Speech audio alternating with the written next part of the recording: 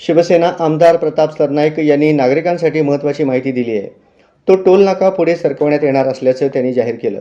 वाहन चालकांना होणाऱ्या गैरसोयींचा विचार करून हा निर्णय घेण्यात आल्याचे त्यांनी सांगितले. बराच काळ प्रलंबित असलेल्या या मागणीवर अखेर तोडगा निघाला आहे. सरनाईक यांनी यामुळे स्थानिक नागरिकांचा मोठा दिलासा झाल्याचेही नमूद केले.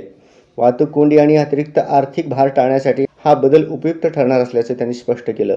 त्यांच्या या घोषणेमुळे स्थानिकांमध्ये समाधान व्यक्त होत आहे. दहिसर टोल नाक्यावर मात्र ट्रॅफिक जाम होत होती, त्यामुळे भाईंदरकर जनतेनं अनेक वेळा आवाज उठवला, अनेक वेळा आंदोलनं केली आणि बैठकीमध्ये जो टोल नाका आज दहिसरच्या नाक्यावर आहे तो पुढे शिफ्ट करण्याचा निर्णय झाला आणि दिवाळीपूर्वी तो टोल नाका पुढे सरकवण्याचे निर्देश आदरणीय उपमुख्यमंत्री एकनाथ शिंदे साहेबांनी दिलेले आहे.